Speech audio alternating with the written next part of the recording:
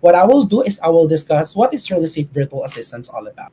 So, real estate tayo ng real estate, tama. So, pero hindi natin alam or hindi natin talaga ma-appreciate what is the definition of real estate, right?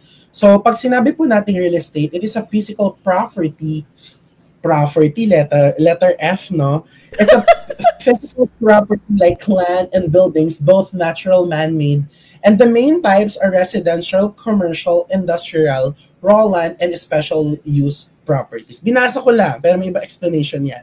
So, pag sinabi natin real estate, may 4 daw pong klasifikasyon yan o may 4 na uri yan. Residential, from the word itself, natitirhan. Yun yung mga bahay na natitirhan. Commercial, ginagamit for businesses. Industrial, same as that. Raw land, it is the vacant land. So, mako-consider daw po pala nating real estate or real property ang isang property or isang infrastructure if siya ay founded sa lupa, if may pundasyon. So, yung mga trail houses or yung mga mobile homes na tinatawag sa ibang bansa, they are not real property daw po. Okay? Kasi, isa sa mga criteria para makonsider na real estate yung isang infrastructure or makonsider siyang isang real property ay kailangan mag-cause siya ng personal injury kapag pag tinanggal yung isang infrastructure. Of course, di ba? Kapag ikaw ba naman tanggalin mo yung bahay, sirain mo yung bahay, tanggalin mo yung fondasyon, magkakaroon yun ng personal injury or sa owner. So therefore, doon mo mako-consider na real estate ang isang property. So yung mga mobile houses po o mga mobile home or trail houses na nakikita nyo sa US, they cannot be considered as a real property. Okay? And of course, alam naman natin na ang presyo ng lupa ay nag-appreciate time to time. So that's why marami rin pong nag-opt-in ng mga investor dito sa real estate.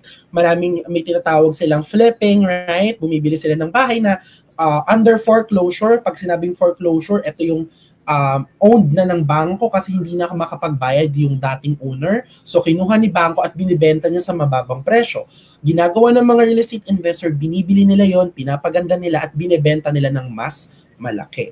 So, yun lamang po. So, pag sinabing real estate, kailangan attached and built sa land at nagko-cause ng personal injury and kailangan lang tandaan ng 4 classification: residential, commercial, industrial, and raw land, and special use properties. And also, I also want to add those investment properties because may mga rin tayo, virtual assistant na nasa real estate investment. Next. So, di ba na-discuss ko na siya? I-screenshot nyo na lang. Ayan na yung slide deck. So, again, pag sinabing residential, for living purposes. Pag commercial, ginagamit siya for business. Pag industrial, for manufacturing. Pag land, it is still undeveloped. Bakanteng lote. Ganun lang natin siya mako-consider, right?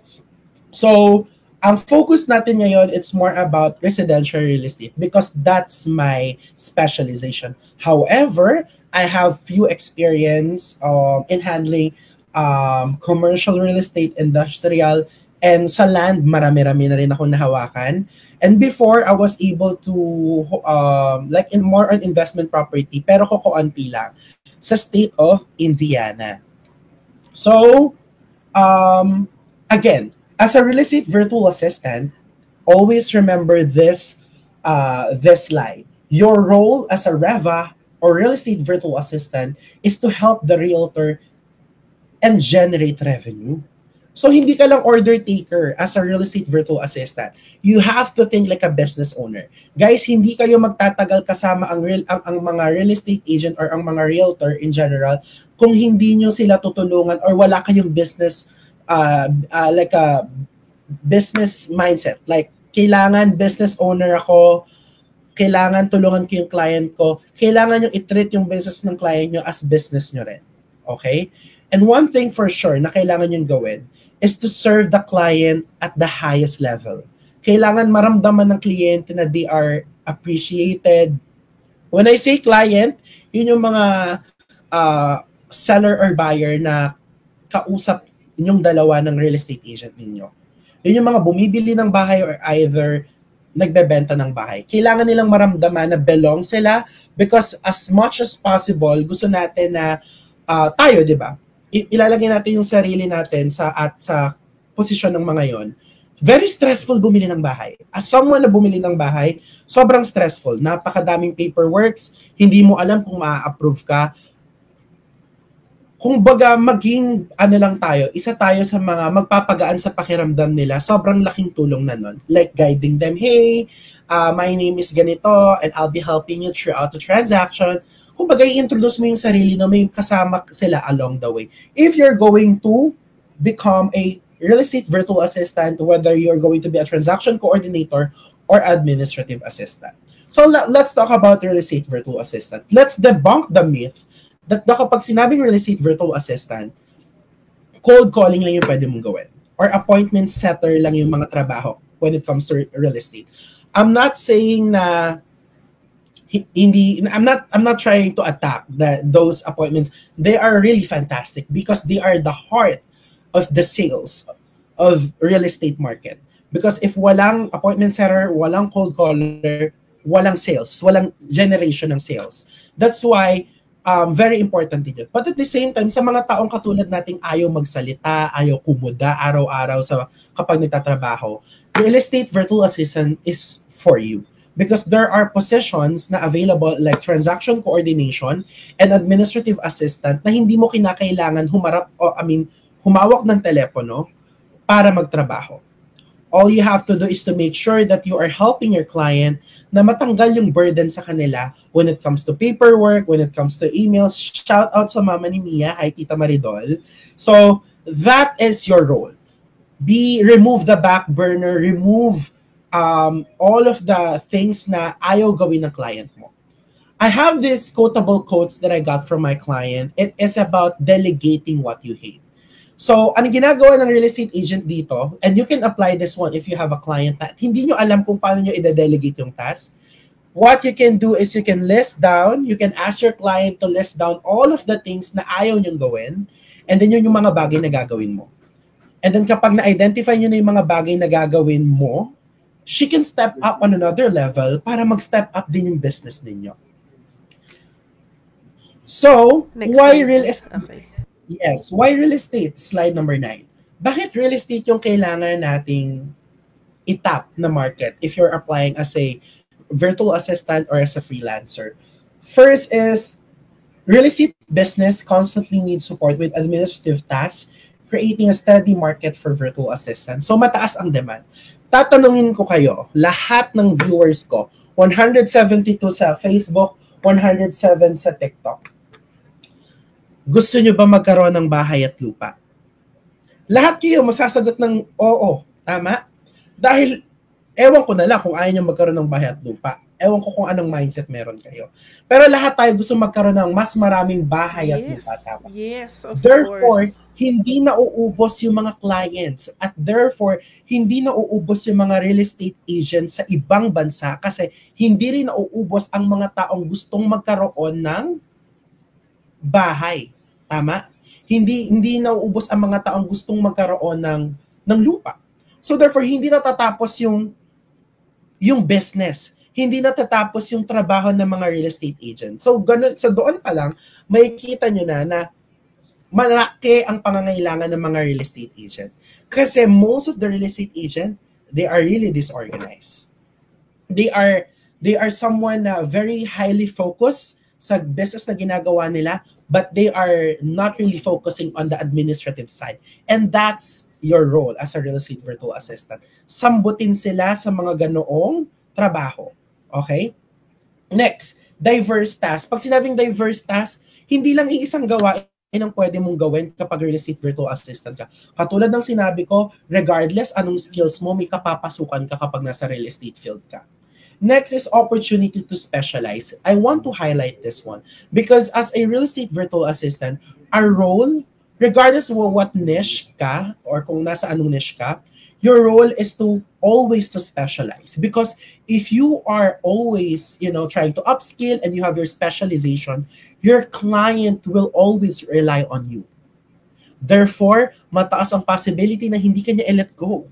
And kapag nag-specialize ka, ibig sabihin, malaki na ang ambag mo sa business. Pag malaki na yung ambag mo sa business, nakakapag-generate na kayo ng revenue. Kapag nakakapag-generate na kayo ng revenue, ibig sabihin, may maipapasahod sa'yo lagi ang kliyente mo, posible maging stable ang business nyo. Okay? And kapag lagi kayo nag-specialize, di ba, mas tumataas yung skills or mga services na pwede nyo i-offer, and at the same time, mas nagiging valuable ka sa client ninyo. Aminin natin, kapag nag-specialize tayo, mahirap talaga. Hindi siya biro, okay? Kailangan nyo maglaan ng oras, kailangan nyo maglaan ng utak, okay? Kasi guys, sa freelancing o pagiging isang virtual assistant, hindi ito labanan ng credentials. Okay? Let's be honest. Kahit gaano pa kadami extension mo sa pangalan mo, if yung skills mo lagapak, hindi ka magiging successful dito sa market na to. What we need here is skills, and if you can execute those skills na meron ka, and if you can contribute. If hindi ka marunong mag-contribute, and then you have a problem, right? You have to step back and think. Next is potential for growth. Of course, as the real estate market grows, so does the need for skilled virtual assistant offering opportunities for career advancement.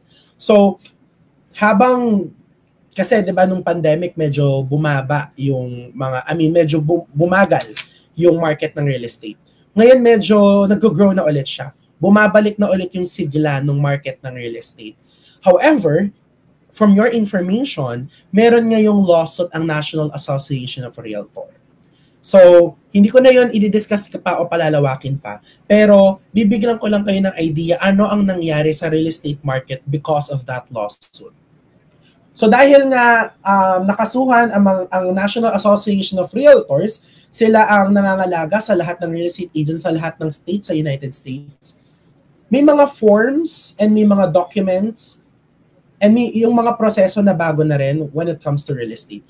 At ang nangyari doon, parang kinabahan yung mga real estate agent regarding about that changes. However, dahil nga founded and very systematized yung process sa US when it comes to real estate, sinusuportahan nila ng tamang kaalaman yung mga real estate agent. Therefore, bumabalik pa rin sa dati yung sigla ng market kahit may konting banta na hindi na maganda yung real estate market. Naniniwala kasi ako na if you're a good real estate agent, if you're a good business owner, you will survive any type of markets. Remember, last 2008, ay alam ko grade 1 pa lang ako noon at mas may mga matatanda sa akin noon. There's a recession happened during that time. But, there is still a lot of successful real estate agent right now. They survived the recession and that's the goal.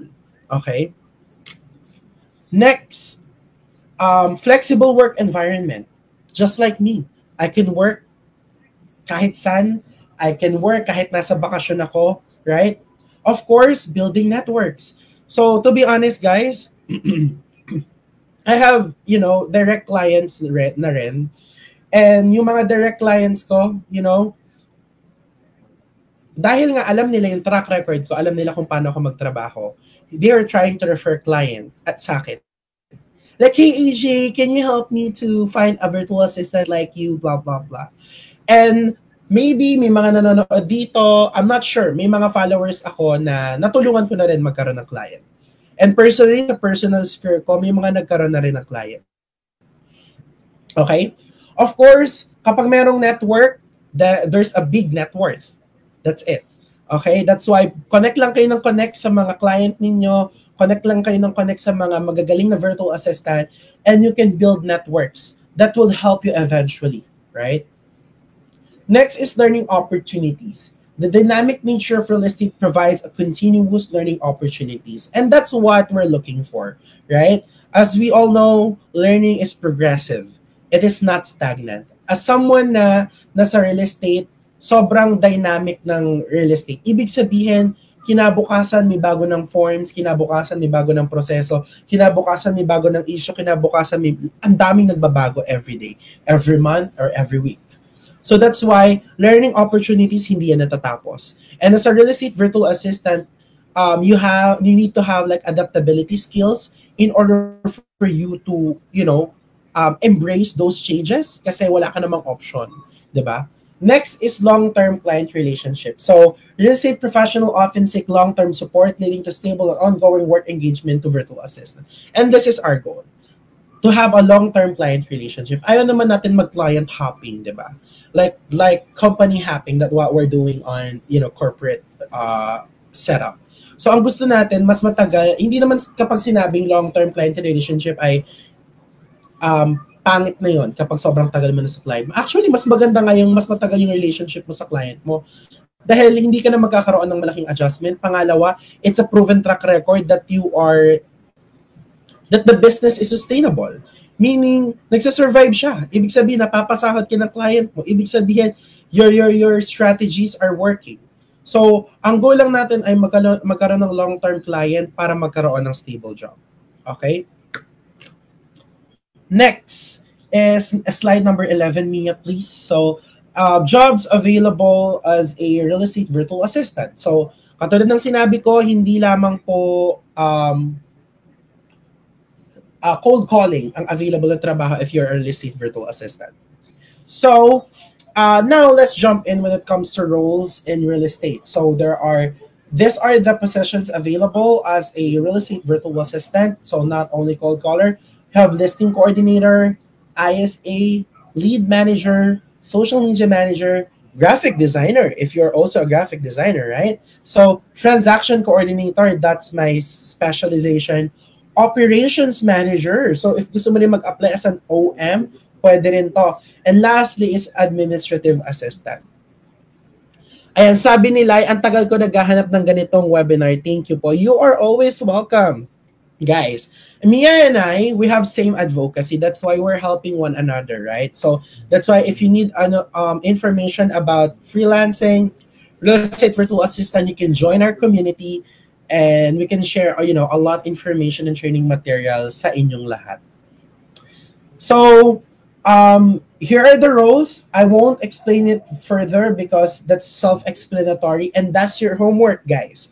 You need to search in this position if nagmamatch ba sa skills nyo. But I'm telling you guys, most of this are non-voice and mix of voice and non-voice. Ang voice lang dito ay yung ISA. But most of them, you can do that non-voice and sometimes voice. Bakit ko sinasabi na hybrid? Ba't may hybrid? Yung hybrid nangyayari lang yun if kailangan nyo makipag-call sa client nyo. Like weekly huddle, yun lang. Pero yung day-to-day operations, yung day-to-day basis nyo, it can be just like a non-voice, right? Now, we're done in Module 1. We will jump in sa Module 2. Paano ka mag-start as a real estate virtual assistant?